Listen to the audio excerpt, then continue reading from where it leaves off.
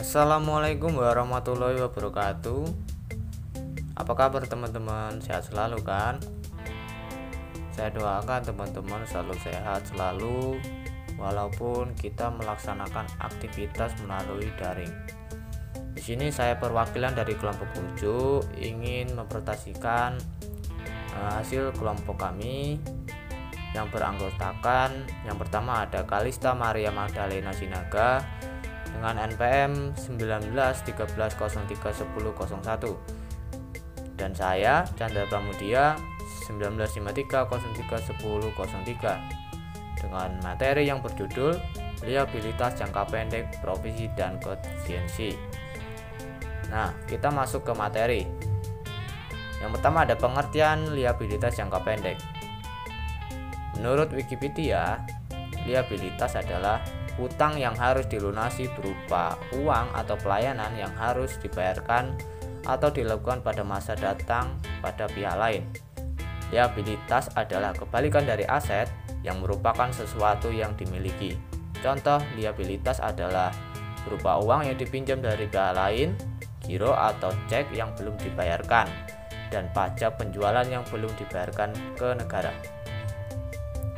Liabilitas yang dapat diharapkan untuk dilunasi dalam jangka pendek atau 1 tahun atau kurang.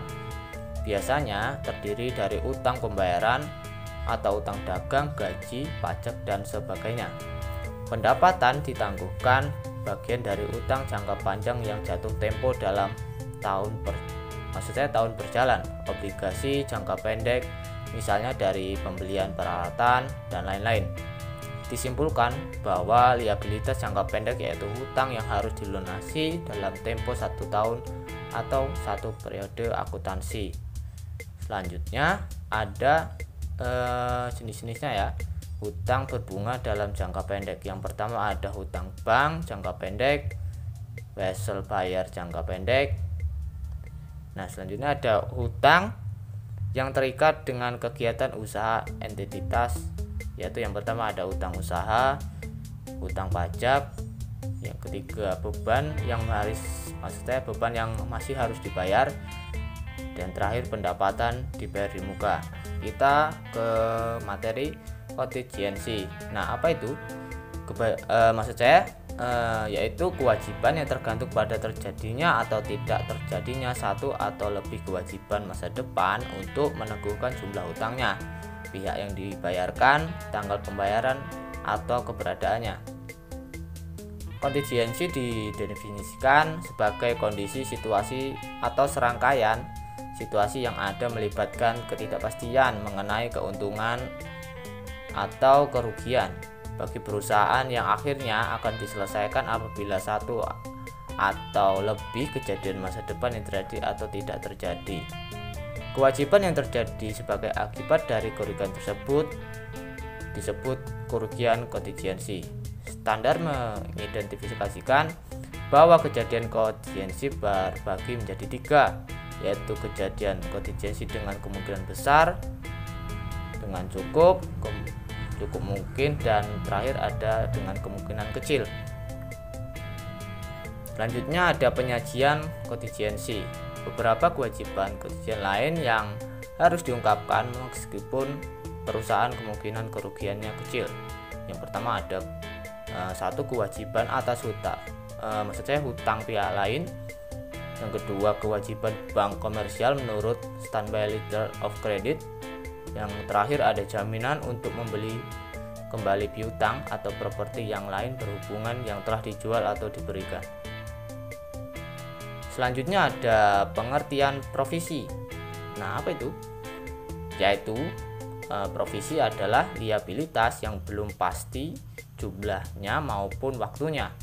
Yang membedakan provisi dengan liabilitas jangka pendek lainnya adalah mengenai waktu dan jumlahnya yang belum pasti.